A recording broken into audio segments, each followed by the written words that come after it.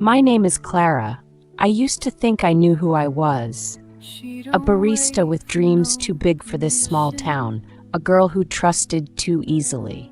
But that was before him, the man with eyes like a storm and a voice that could unravel your soul. This is my confession, written in crimson, stained with regret.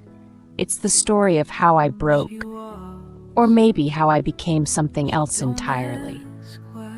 It was a Tuesday, the kind of day that blends into every other. I was working the morning shift, wiping counters, forcing smiles. Then I saw him.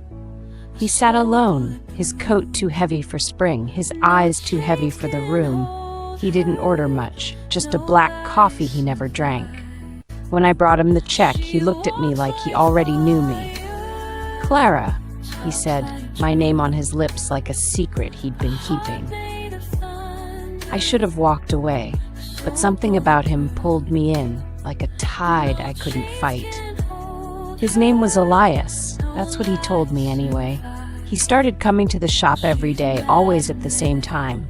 He'd talk about books, art, the way the sky looked at dusk. He listened when I spoke, really listened, like my words mattered.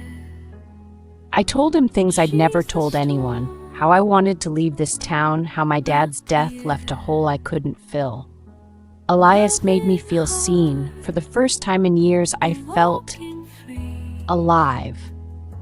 I didn't notice how he never talked about himself, that how his answers were always vague. I was too busy falling into his world. But there were moments, small cracks in the dream. He'd ask questions that cut too deep. "What would you do to protect yourself, Clara?" Or, "Have you ever wanted to disappear?" I laughed them off, but they lingered. One night, I found a key in his coat, old and rusted, not like anything he'd carried. He caught me holding it, and his eyes changed. Cold, like a storm rolling in. He said it was nothing, just a keepsake. But I started to wonder who he really was. I started to notice the shadows following me home. It happened so fast. I was walking home, taking the shortcut through the alley like I always did. I heard footsteps, too close, too deliberate. I turned, and there he was. Elias, but not the man I knew. His eyes were empty, his voice sharp. "You should have stayed away, Clara," he said. I ran, but he was faster. I felt the cold metal of a knife against my throat, his breath on my neck. I fought, kicked, screamed. There was blood. Mine, his, I don't know. I remember falling, the world spinning red, and then darkness. I woke up in the hospital, my arm stitched, my mind fractured. They said I was lucky to survive, but I didn't feel lucky. The police found a body in the alley. Elias, stabbed, they said, with a knife they couldn't find. They asked me questions I couldn't answer. I told them I didn't remember, but that was a lie. I remember the knife in my hand, the blood on my skin. Did I fight back? Did I kill him? The thought makes me sick, but it's there, gnawing at me. I keep seeing his face, his smile, his storm gray eyes. I found something last night in my journal. Words I don't remember writing, in my own handwriting. "He deserved it," it said. "You're free now." I keep replaying that night, but the pieces don't fit. I see myself fighting, yes, but I also see myself standing over him, the knife in my hand, my heart steady. Did I do it? Did I want to?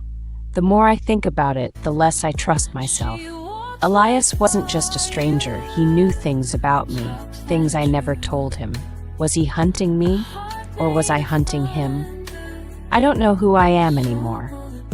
The girl who trusted too easily, or the one who fought back, or worse, the one who wanted to.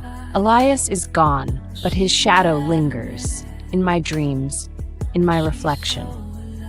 I keep asking myself, if I did it, if I took his life, does that make me a victim or a monster? I need to know the truth, but the truth is a blade, sharp and unforgiving. And so I write, hoping the words will show me who I really am. Clara's story is only the beginning.